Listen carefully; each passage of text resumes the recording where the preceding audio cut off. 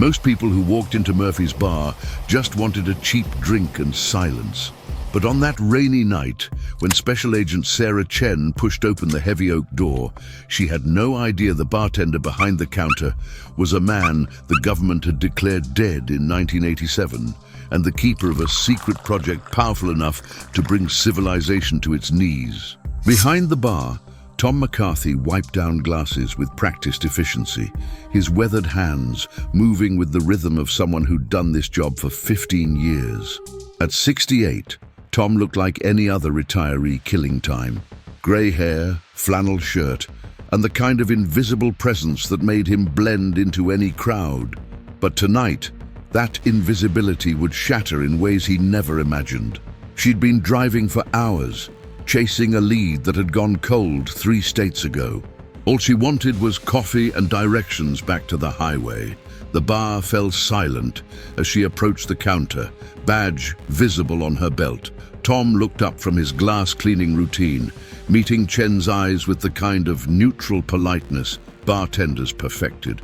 "Coffee's fresh," he said, his voice carrying the flat vowels of someone who'd spent decades in Pennsylvania.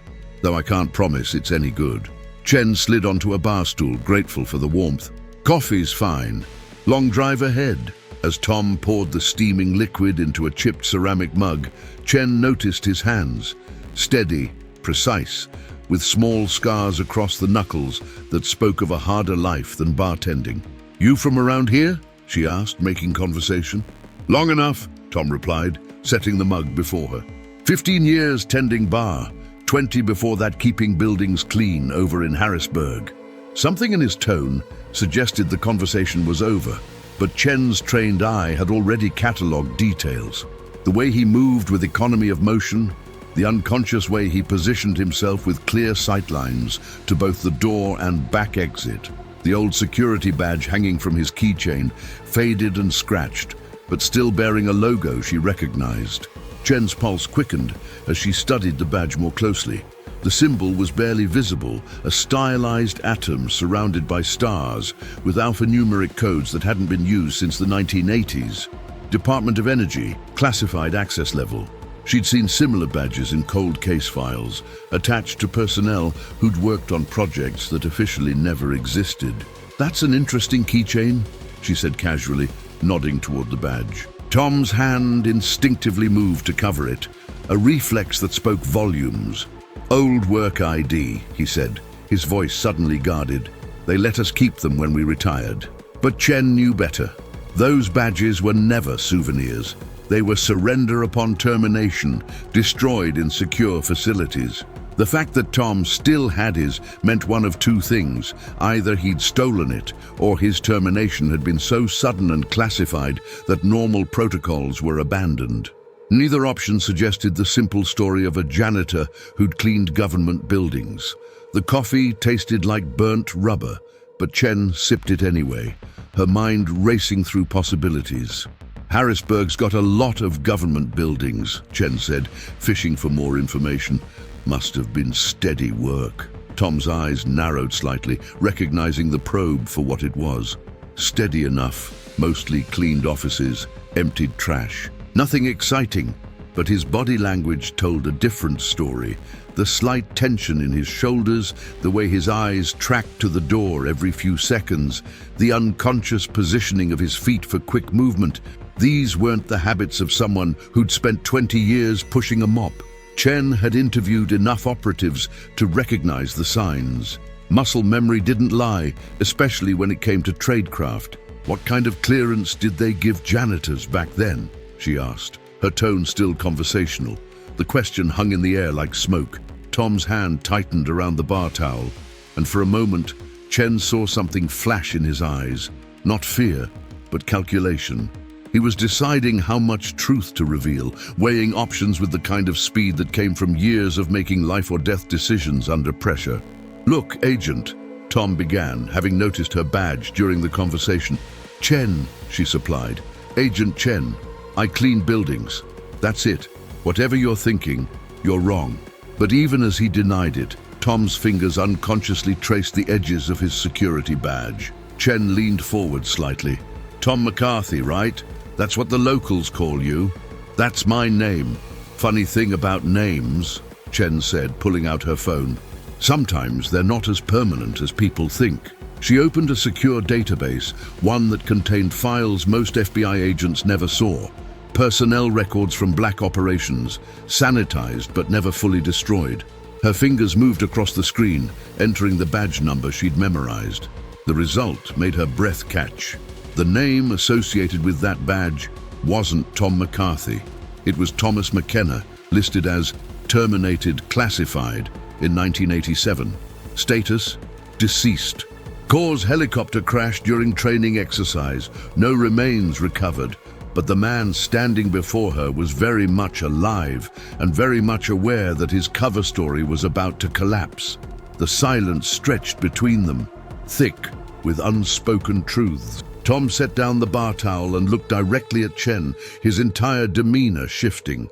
The stooped shoulders straightened, the shuffling gait became still and balanced, and his eyes took on the hard focus of someone who'd spent years in situations where hesitation meant death. "You know," he said quietly, "most people just drink their coffee and leave. Most people don't have badges from operations that never existed," Chen replied. "Thomas McKenna died in 1987. So either I'm talking to a ghost or someone went through a lot of trouble to make sure Tom McCarthy could live quietly in Pennsylvania." Tom's laugh was bitter. Sometimes being dead is the only way to stay alive. He moved to the other end of the bar, ostensibly to check on other customers, but Chen recognized it as a tactical repositioning.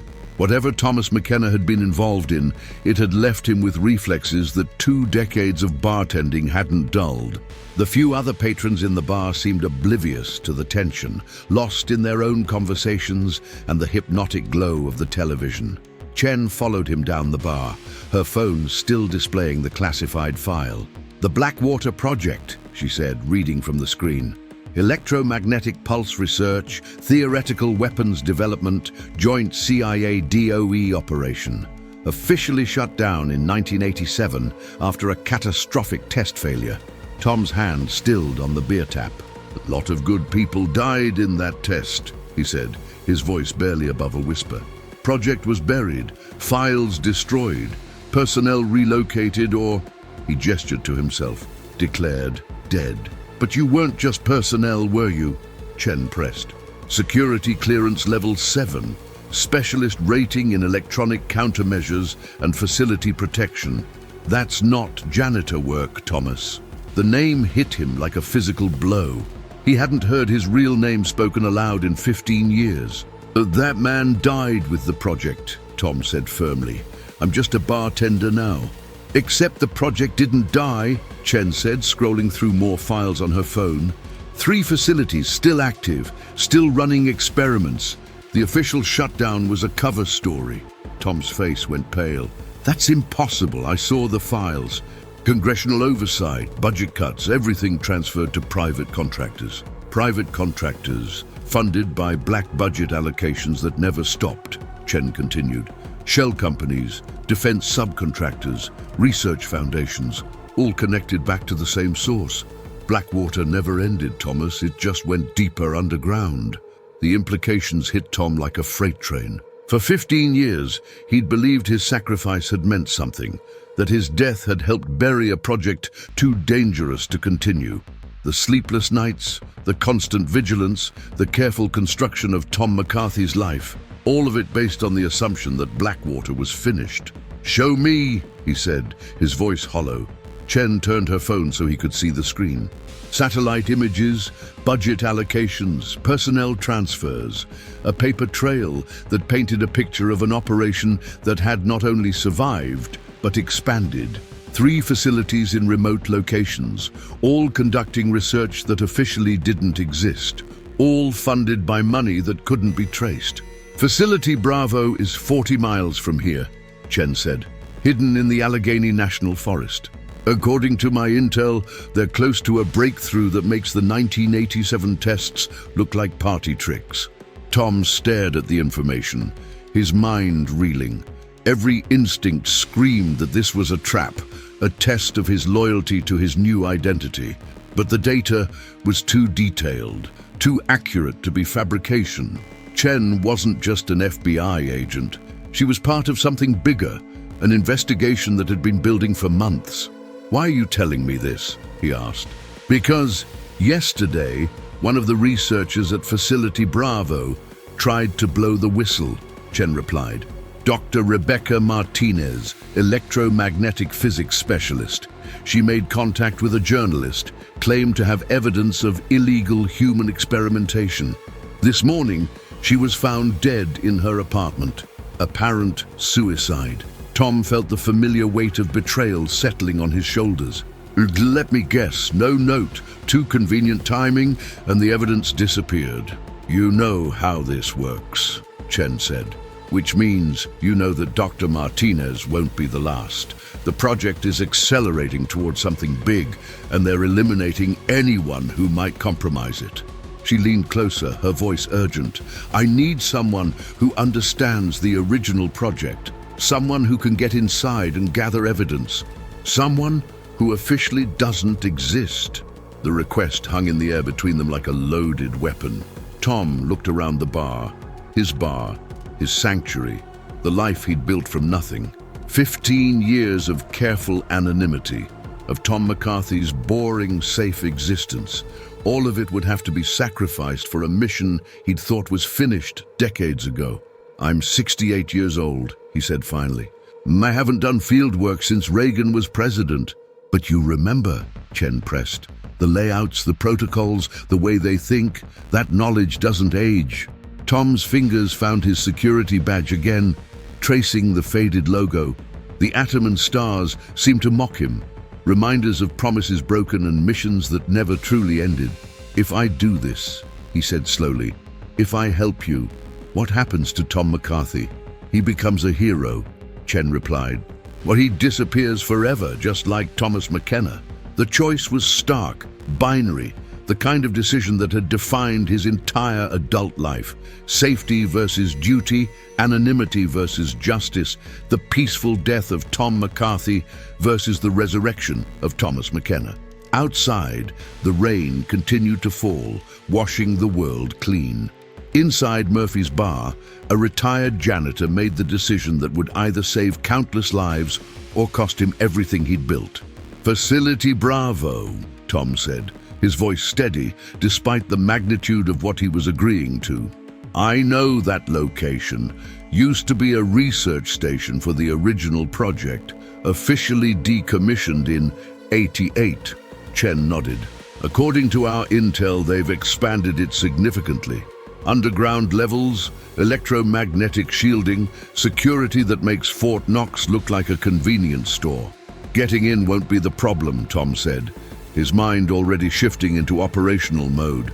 "Getting out alive will be." He looked at the badge in his hand, then at Chen. "When do we start?" "Now," she replied, standing and leaving money for the coffee. "My car's outside. We've got a briefing facility 2 hours south, full tactical support." Tom untied his apron and hung it on the hook behind the bar. Tom McCarthy was dying his second death, and Thomas McKenna was coming back to life. The other patrons barely looked up as he walked toward the door. As they stepped into the rain, Chen grabbed his arm. "Thomas, there's something else. The breakthrough they're working on, it's not just a weapon.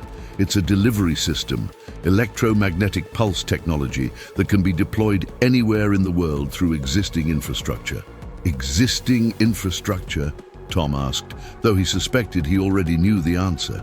"Power grids, communication networks, satellite systems, anything that carries an electrical current." "They're not building a bomb, Thomas. They're building a kill switch for modern civilization." The implications were staggering. A weapon that could shut down entire regions without destroying infrastructure, leaving populations helpless while preserving valuable assets. It was the perfect tool for conquest without destruction, subjugation without devastation. "How close are they?" Tom asked as they reached Chen's car. "Days, maybe hours. Dr. Martinez died because she discovered they were moving to field testing, real targets, real populations." Tom slid into the passenger seat, feeling the weight of years settling on his shoulders. "Then we better move fast." As Chen started the engine, Tom took one last look at Murphy's Bar through the rain-streaked window. The drive south took them through winding mountain roads and past forgotten towns that time had left behind. Chen briefed him as she drove, her voice cutting through the rain and darkness. The facility is built into a natural cave system, reinforced with military-grade construction, 3 levels above ground, 5 below. The electromagnetic research happens on sub-level 4.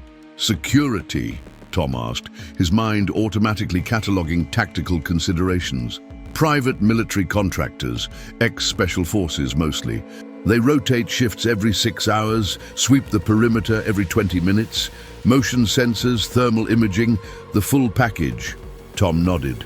Internal security, biometric scanners, key cards with rotating encryption, armed checkpoints between levels.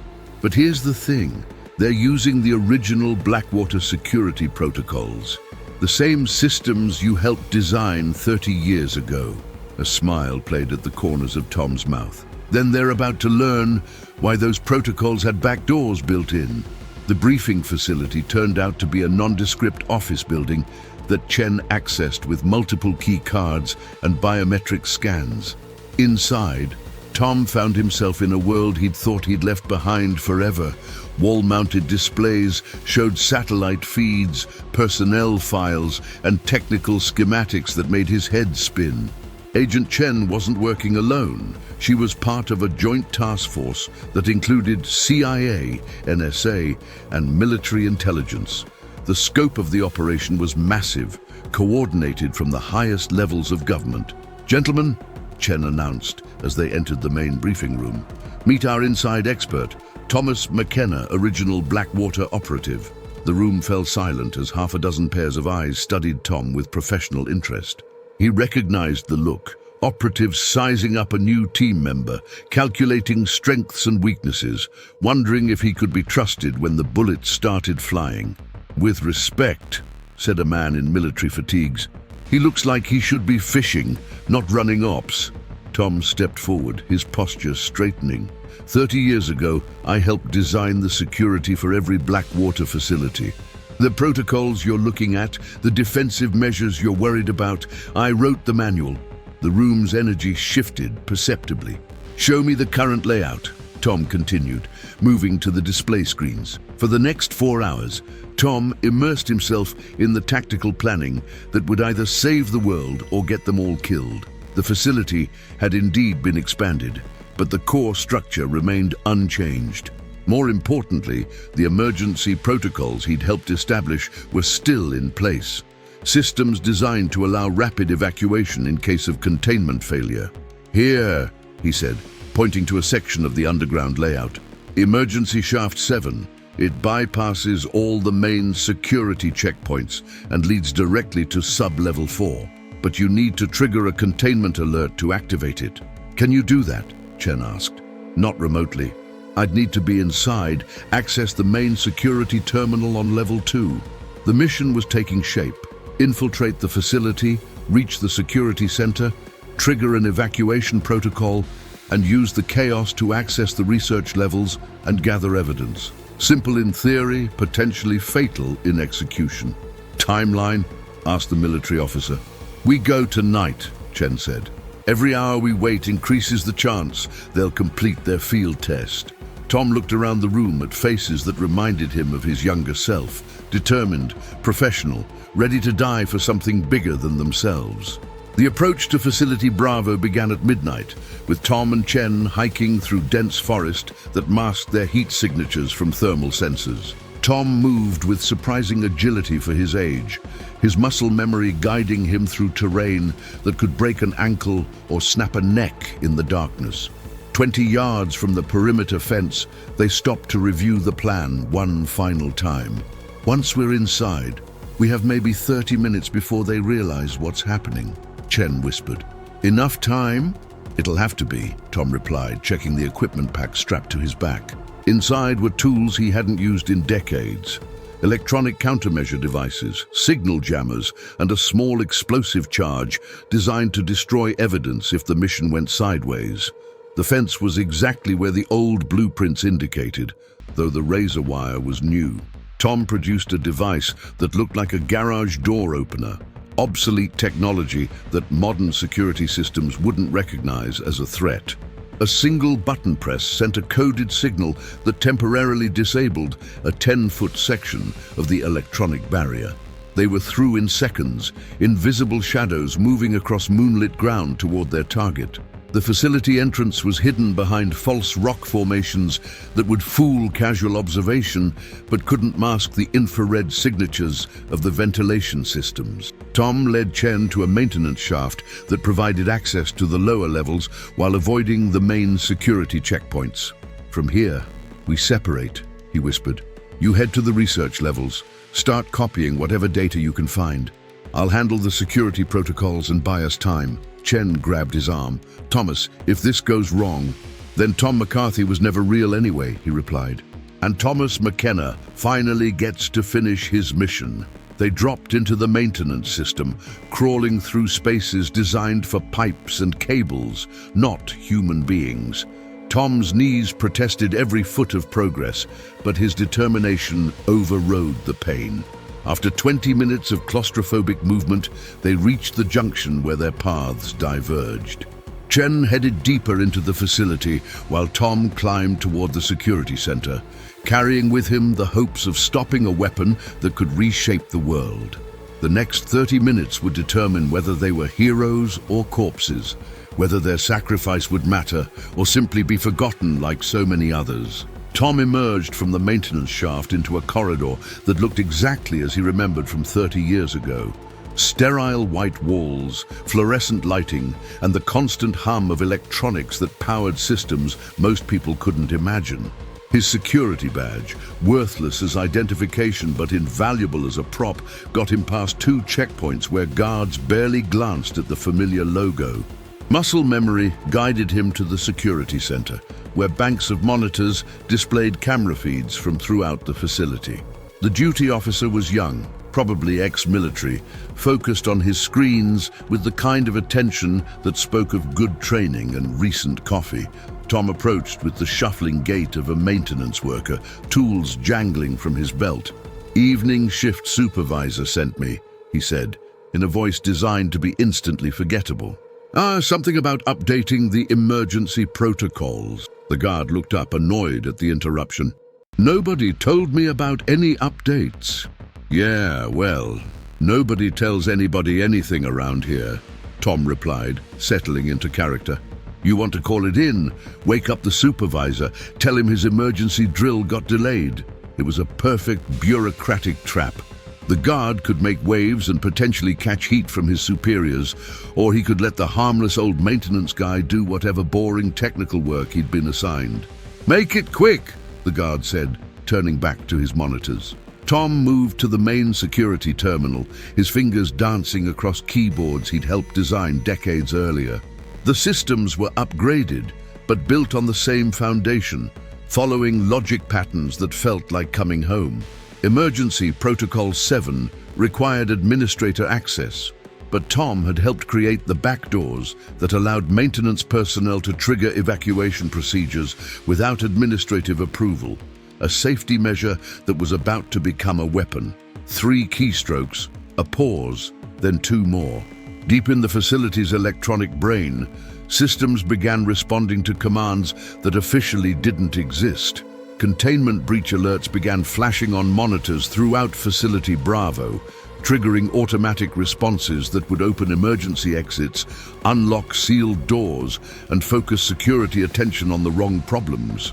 "What the hell?" the guard muttered, staring at his screens as warning lights painted the control room red.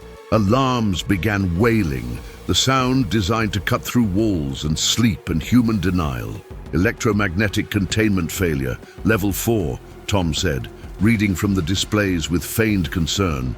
"You better call this in." As the guard reached for his radio, Tom moved with speed that belied his age. A quick pressure point strike to the neck dropped the man unconscious, alive but incapacitated, professional and clean. Tom zip-tied the guard's hands and feet, then gagged him with medical tape from his kit. The facility was now in full emergency mode, with blast doors opening, ventilation systems switching to containment protocols, and security personnel scrambling to respond to a crisis that existed only in their computers. Tom made his way toward the research levels, following emergency lighting that guided him through corridors filled with running technicians and confused security personnel. Nobody questioned a maintenance worker moving purposefully through the chaos. In a crisis, everyone assumed someone else was in charge. Sub-level 4 was exactly where the old blueprints indicated, behind doors that were now unsealed thanks to the emergency protocols. Tom slipped inside and found himself in a laboratory that looked like something from a science fiction movie. Massive electromagnetic coils, computer banks that hummed with barely contained power, and in the center of it all, a device that made his blood run cold. The weapon was elegant in its simplicity, a crystalline structure the size of a briefcase, surrounded by focusing arrays that could channel electromagnetic pulses with surgical precision. Technical manuals scattered across nearby workstations revealed the terrible truth. This wasn't just a prototype, it was a production model. Dozens of identical units could be built using existing technology, deployed anywhere in the world, and activated remotely. Tom photographed everything his phone could capture, knowing that documentation would be crucial if they survived the night. But as he worked, footsteps echoed in the corridor outside. The facility's security teams were conducting systematic sweeps, and his borrowed time was running out. He needed to find Chen and get them both out alive before the real emergency began. A door slammed open behind him, and Tom turned to face a security team leader whose expression suggested that maintenance workers weren't supposed to be photographing classified weapons. "Step away from the equipment," the man ordered, his hand moving to his sidearm. Tom smiled with the confidence of someone who'd survived worse situations. "You might want to check your containment readings," he said calmly, "because in about 60 seconds, this whole level is going to be flooded with electromagnetic radiation." It was a bluff, but a good one, the kind of technical threat that made security personnel hesitate just long enough for Tom to act. He triggered a small EMP device from his kit, designed to disable electronics within a 10-foot radius. The laboratory's lighting failed, computers crashed, and the weapon's focusing arrays went dark. In the confusion, Tom moved like the operative he'd once been, using darkness and surprise to evade capture while making his way toward Chen's last known position. Emergency lighting kicked in 30 seconds later, but by then, Tom was already gone. A ghost moving through a facility that was learning too late that its security had been designed by the man now infiltrating it. He found Chen in sub-level 5, surrounded by computer equipment and looking like she'd struck intelligence gold. "Tell me you got what we need," Tom said, as alarms continued wailing throughout the facility. "More than we need," Chen replied, holding up several storage devices. "Technical specifications, deployment plans, target lists, everything we need to shut them down. Then let's get out of here before they realize their electromagnetic weapon just got turned into very expensive scrap metal." They made their way back through the facility, emergency protocols still providing cover as confused security teams responded to multiple false alarms. The extraction route Tom had planned 30 years earlier still worked perfectly. A combination of maintenance shafts, emergency exits, and simple misdirection that got them outside the facility perimeter with minutes to spare before the lockdown protocols activated. They were 3 miles into the forest when the real explosions began behind them, controlled demolitions that would eliminate evidence while preserving the fiction that nothing important had happened in rural Pennsylvania. "Think they'll rebuild?" Chen asked as they reached the extraction point where federal vehicles waited with engines running. "Probably," Tom replied. But it'll take years. And now you have everything you need to make sure the right people know what really happened here." The drive back to civilization felt surreal, windshield wipers fighting autumn rain while the radio played classic rock, as if the world hadn't just been saved from a weapon that could have ended modern life as we know it. Tom stared out the window at landscape that looked exactly the same, but felt fundamentally different. Thomas McKenna had completed his final mission, and Tom McCarthy could finally rest in peace. "So, what happens now?" Chen asked as they reached the interstate. "Trials, congressional hearings, probably some very uncomfortable conversations for people who thought Blackwater was buried forever."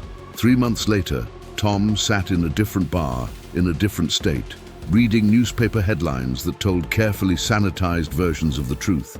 A defense contractor indicted for unauthorized research. Congressional investigation targets black budget programs. Whistleblower protections expanded after security breach. The full story would probably never be public knowledge, but the weapon was destroyed, the conspiracy exposed, and the people responsible faced justice of a sort. Chen had kept her word. Thomas McKenna was officially alive again, pardoned for his fake death and decorated for his service to national security. He could have gone anywhere, done anything, but he'd chosen another small town and another quiet bar where nobody asked questions about the past. "You, Tom?" asked a voice behind him. He turned to find a young FBI agent, probably fresh from Quantico, holding a folder with official seals and serious expressions. "It depends who's asking," Tom replied. "Agent Martinez," the young man said, extending his hand. "Rebecca Martinez was my sister. Agent Chen said I should thank you for getting justice for her." Tom shook the offered hand, seeing Rebecca Martinez's determination reflected in her brother's eyes. "She died trying to do the right thing. The rest of us just finished what she started." The agent nodded and left, but not before leaving his card on the bar. Tom studied it for a moment, then slipped it into his wallet next to his real ID. Thomas McKenna, consultant, available for assignments that officially didn't exist. Outside, rain began falling again, washing the world clean while classic rock played on the jukebox, and ordinary people lived their lives, never knowing how close they'd come to losing everything. Tom ordered another coffee, terrible as always, and settled in for another quiet evening in another anonymous town. But this time, he kept his phone charged and his go-bag packed, because somewhere in the world, other weapons were being built by other conspiracies. And Thomas McKenna had learned that retirement was just another word for waiting for the next mission to begin. The badge on his keychain caught the light from the beer signs, its faded logo a reminder that some secrets were worth dying for, and some truths were worth coming back from the dead to protect. In Murphy's Bar, Pennsylvania, they still talk about the night their bartender disappeared, leaving behind only questions and a coffee pot that nobody could make work quite the same way. But that's a different story, for a different time, when the world needs saving again.